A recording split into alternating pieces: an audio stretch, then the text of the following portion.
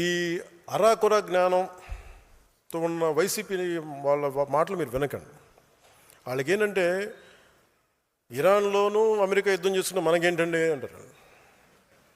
అంటే వాళ్ళకి అవగాహన లేదు. వాళ్ళకి అంటే వాళ్ళకి అన్నీ అలా ఉచితంగా వచ్చేస్తాయి అనుకుంటారు.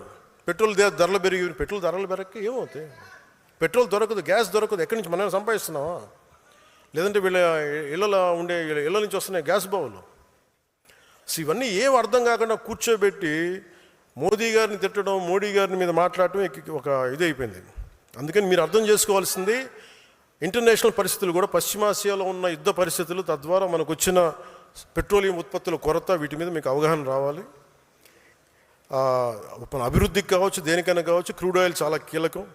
ఒక ఫ్యాక్టరీ పనిచేయాలన్నా, వాహనం కదలాలన్నా, ఇంట్లో స్టవ్ వెలగాలన్నా ఇంధనం చాలా అవసరం. ఈ ఇరాన్, ఇరాక్, అమెరికా, ఇజ్రాయెల్ మధ్య నెలకొన్న యుద్ధ వాతావరణం, హర్మూజ్ జలసంధి వంటి కీలక మార్గాలు కేవలం 2 నెలలు మూసివేస్తే ప్రపంచం ఎలాంటి సంక్షోభాన్ని మనం చూస్తూ ఉన్నాం. ఇప్పటికి డీజిల్ ధరలు పెరిగిపోతూ ఉన్నాయి. అందుకే గౌరవ ప్రధానమంత్రి గారు దూరదృష్టితో సమర్థమైన విధానాల వల్ల ఇప్పటి వరకు భారత్ పెద్దగా ఇబ్బందులు ఎదుర్కోలేదు. కాదు, ఆయన నిన్న ఈ మధ్యన చెప్తున్నది ఏంటంటే యుద్ధ పరిస్థితులు మరిన్ని రోజులు కొనసాగితే మనం కూడా ప్రభావితమయ్యే అవకాశం ఉందని ముందు చూపుతారు. ఇంధన వినియోగాన్ని తగ్గించాలని దేశ ప్రజలకైనా సూచించారు. సో మనం కూడా మీరు 10 సార్లు వెళ్ళాల్సింది తగ్గించుకోండి, కనీసం 2 సార్లు తగ్గించండి.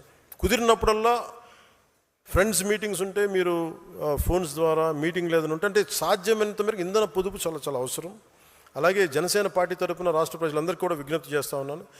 దేశ ప్రయోజనాలను దృష్టిలో పెట్టుకొని కొంతకాలం పాటు పెట్రోల్ వినియోగాన్ని తగ్గించాలి. అనవసర ప్రయాణాలని వీలైనంత వరకు నివారించడానికి ప్రయత్నం చేయాలి. అలాగే విదేశ మారక ద్రవ్య నిల్వలను పరిరక్షించుకోవాల్సిన అవసరం కూడా ఉన్నదా. కొద్ది రోజుల పాటు బంగారం కొనుగోళ్ళను కొంత వాయిదా వేసుకుంటే దేశ ఆర్థిక వ్యవస్థ మీద భారం తగ్గించే ప్రయత్నంలో మనం కూడా భాగస్వాములు అవ్వాలని మనస్ఫూర్తిగా కోరుకుంటా ఉన్నాం.